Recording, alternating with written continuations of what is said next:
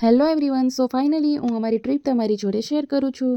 સો રાતે અમે નીકળી ગયા અમદાવાદ જવા માટે અને સવારમાં વહેલા પહોંચી અને ત્યાં ચા નાસ્તો કરી લીધો અને અંજવાળું થતાં નીકળી ગયા રેલવે સ્ટેશન તરફ. અમદાવાદથી અમારે ચંદીગઢ સુધી ટ્રેનમાં જવાનું હતું અને અમે પહોંચી ગયા રેલવે સ્ટેશન પર અને ત્યાં અમને 2 બાળકો મળી ગયા. ટ્રેનનો ટાઈમ હતો 12 વાગ્યાનો અને આવી ગયા પછી અમે નીકળી ગયા ચંદીગઢ જવા માટે અને રસ્તામાં નકરું ખાવા પીવાનું જ કામ કર્યું છે કેમ કે ટ્રેનમાં કરવું શું બીજું. જમીને પછી અમે બેસી ગયા લૂડો રમવા માટે અને જુઓ મસ્તી કરતા કરતા લૂડો ગેમ પૂરી થઈ ગઈ અને જુઓ કોણ વિનર બન્યું. ગેમ પૂરી થતા બધા પોતાની સીટે જઈને સૂઈ ગયા અને સવારે ઉઠ્યા તો બારીમાંથી કંઈક આવા દ્રશ્યો દેખાતા હતા. સવારમાં ઠંડી બહુ લાગતી હતી એટલે ઉઠવાની તો ઈચ્છા નથી થતી, પણ રાતે બહુ જમવાની મજા ન આવી એટલે ધરાર નાસ્તો કરવા માટે ઉઠવું જ પડે એમ હતું.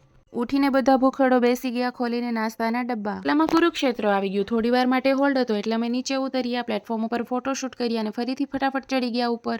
ચંદીગઢ પહોંચતાની સાથે જ પાજી અમને લેવા આવી ગયા હતા તો બધાનો સામાન ગાડીમાં રાખી અને ખડકાઈ ગયા બધા ગાડીમાં અને પાજી જોડે વાતો કરતા કરતા ઉપડી ગયા બધા સિમલા જવા માટે. સિમલા પહોંચતાની સાથે જ કંઈક આવા વ્યૂ દેખાવા માંડ્યા. ટ્રેનમાં ચા પીવાની બહુ મજા ન આવી એટલે ચા નાસ્તાના હોલ્ડ માટે અમે રોકાઈ ગયા હોટલ ઉપર અને બધાએ ચા નાસ્તો કરી લીધો અને આ બંને જુઓ સમોસાનું ખૂન કરીને ખાવા માંડ્યા. હોટલ પરથી પણ કંઈક આવા સીન દેખાતા હતા. અમને તો મજા જ આવી ગઈ.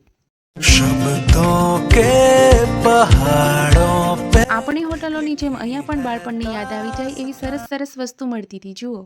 ત્યારબાદ અમે પહોંચી ગયા હોટલ પર અને હોટલની વિન્ડોમાંથી કંઈક આવા સીન દેખાતા હતા જેને જોઈને તમે પણ કઈ ઉઠશો. હોટેલેથી રેડી થઈને બધા નીકળી ગયા સાઇટ સીન માટે. અહીંયા ઉપર ચડીને ચર્ચની બહાર ઘણા બધા ફોટો વિડીયો બનાવ્યા અને એ પછી અમે નીકળી ગયા જખો ટેમ્પલ માટે. શબ્દોं કે પહાડોં પે લિખી હૈ દાસ્તાન. અમારી પાસે સમય ઓછો હતો ને જખો ટેમ્પલ અને ચર્ચ વચ્ચે 2 કિલોમીટર જેટલું અંતર હતું એટલે અમે ત્યાં જવા માટે બેસી ગયા કારમાં. અહીંયાના રસ્તા એકદમ સર્પાકાર છે અને ઉપરથી પર્વત ઉપર ચડતું જવાનું. અહીંયાના ડ્રાઈવરોને ખરેખર સેલ્યુટ છે. એટલે ઊંચે આવ્યા બાદ પણ ઘણા પગથિયા ચડીને ઉપર જવું પડે એમ હતું. હનુમાનજી કાંઈ એમનેમ તો ના મળે. હનુમાનજીની મૂર્તિ પહેલાં અહીંયા એક બીજું મંદિર આવેલું હતું એટલે ત્યાં અમે પહોંચ્યા ત્યારે આરતી ચાલુ હતી એટલે પ્રસાદ લઈને પછી ત્યાંથી નીકળી ગયા હનુમાનજીની મૂર્તિ જોવા માટે. અહીં ઇન્ડિયામાં સૌથી ઊંચાઈ પર આવેલી હનુમાનજીની 108 ફૂટ ઊંચી પ્રતિમા છે. હનુમાનજીની મૂર્તિ જોયા બાદ અમે નીકળતા હતા ચર્ચ બાજુ. ત્યાં અમને દેખાઈ ગયા મોમોસ એટલા માટે નાસ્તો કરીને ફરીથી નીચે ઉતર્યા.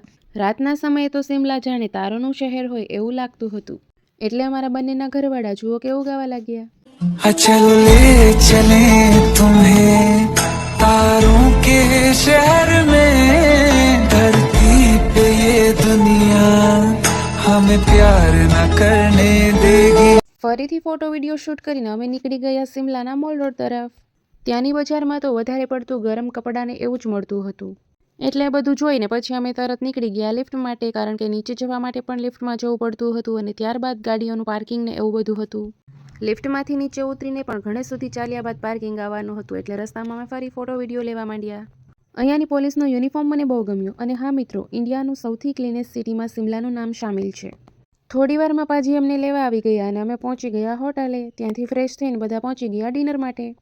હોટલની જેમ જ ડિનર પણ બહુ મસ્ત હતું એટલે મજા આવી ગઈ. જમીને થોડી વાર માટે વાતોચીતો કરી, થોડી વાર ટીવી જોઈ અને પછી બધા નીકળી ગયા પોતપોતાના રૂમમાં સૂવા માટે.